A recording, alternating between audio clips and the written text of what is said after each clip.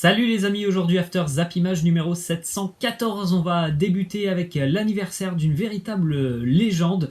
Le buteur allemand Miroslav Klose fête aujourd'hui ses 41 ans, véritable légende puisque, on le sait tous, c'est le meilleur buteur de l'histoire de la Coupe du Monde, Miroslav Klose, avec 16 buts inscrits en Coupe du Monde. Il a participé à 4 Coupes du Monde avec la Mannschaft, il en a d'ailleurs remporté une en 2014 et c'est donc le meilleur buteur de l'histoire de la Coupe du Monde, un Klose, une carrière aussi assez incroyable. Il a beaucoup marqué partout où il est passé, notamment du côté du Bayern Munich.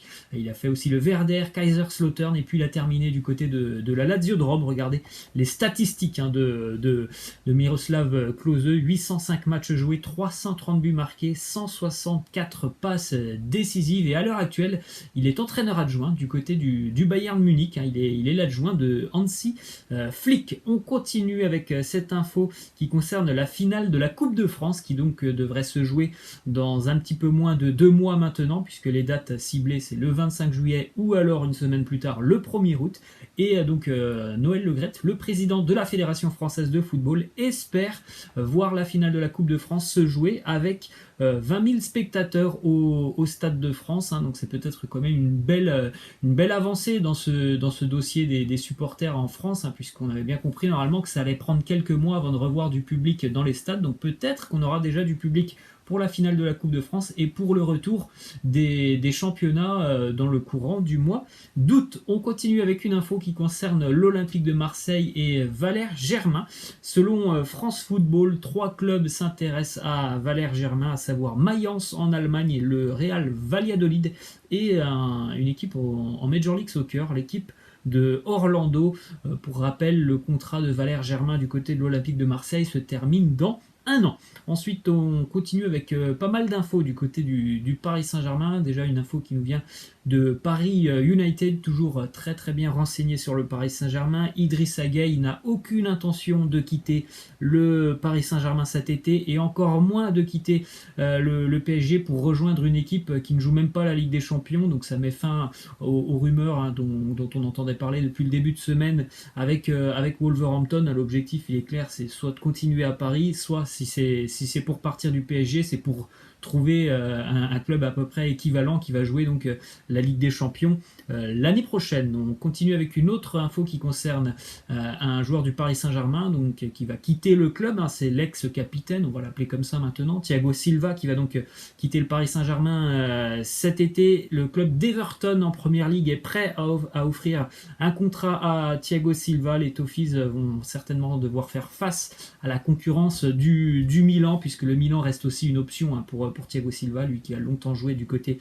du Milan. Donc c'est Carlo Ancelotti, l'entraîneur de Everton, qui apprécie beaucoup le profil de Thiago Silva. En plus de ça, évidemment, il l'a déjà connu lorsqu'Ancelotti était entraîneur du Paris Saint-Germain. On continue avec cette info qui concerne l'avenir de Kylian Mbappé. On parlera d'une prolongation de contrat après la Ligue des Champions du côté de Paris. Donc certainement que dans 2 mois, le dossier Mbappé va peut-être évoluer au niveau de la prolongation de contrat. En tout cas, ce qu'il se dit, c'est que du côté du Paris Saint-Germain, pour le convaincre de rester, on serait prêt à faire un très gros effort financier. Je crois qu'actuellement du côté de Paris, Mbappé est à 18 millions en gros par an, et du côté de la direction parisienne, on serait prêt à faire un très gros effort pour que son salaire se rapproche de celui de Neymar. Celui de Neymar est quand même à 30 millions d'euros. On continue justement avec une petite statistique sur Kylian Mbappé. À l'âge de 21 ans, c'est un véritable monstre, Kylian Mbappé, avec 99 buts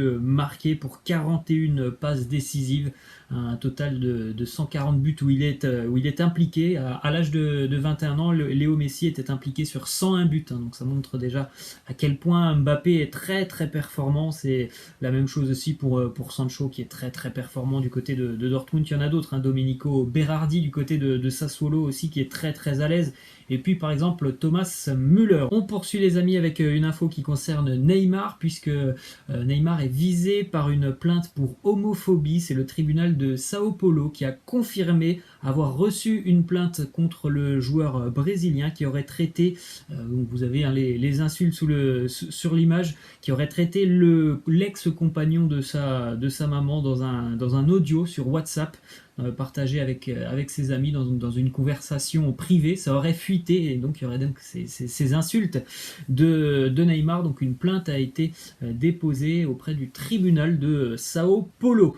On continue avec une déclaration de Beppe Marotta, le directeur sportif de l'Inter, qui évoque le dossier Cavani. Il dit c'est une des opportunités. Il fait l'objet d'un suivi parce que c'est un joueur en fin de contrat.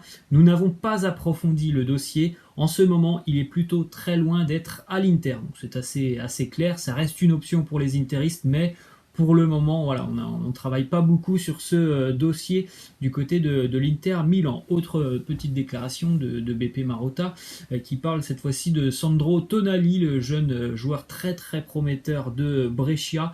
Il nous dit Sandro Tonali, c'est très très abordable pour nous.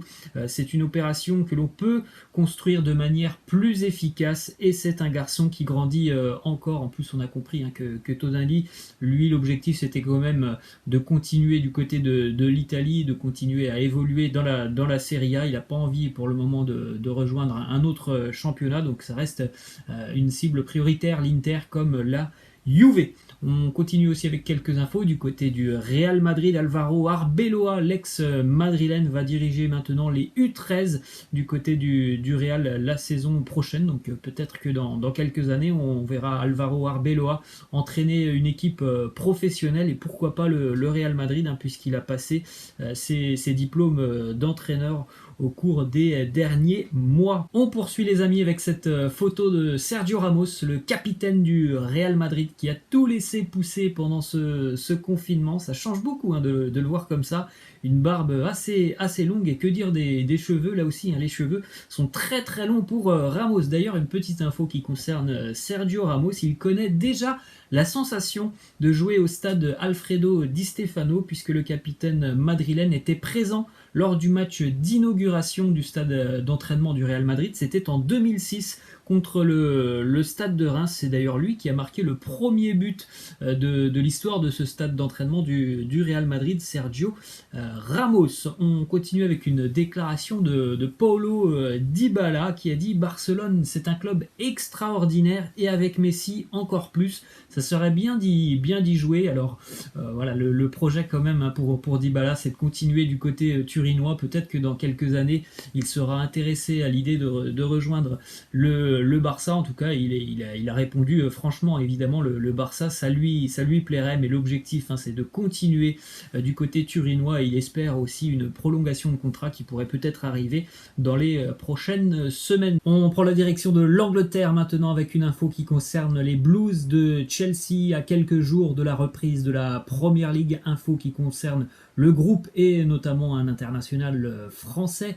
N'Golo Kanté était de retour à l'entraînement collectif hier, donc ça c'est déjà une très bonne nouvelle pour les Blues de Chelsea. Normalement, il sera là pour la fin de saison. On rappelle que Kanté a raté plusieurs entraînements depuis la reprise avec les Blues. Il a des craintes tout simplement par rapport au virus, par rapport au fait de côtoyer ses coéquipiers, donc c'est tout à fait légitime, mais hier il était quand même de retour à l'entraînement collectif, ce qui nous laisse penser qu'on va donc avoir un N'Golo Kanté présent avec les Blues jusqu'en fin de saison. On poursuit avec cette image du nouveau maillot domicile du Bayern Munich pour la saison à venir. Toujours un maillot très sympa, très sobre du côté du Bayern. Il n'y a pas vraiment de folie, mais c'est toujours très très propre.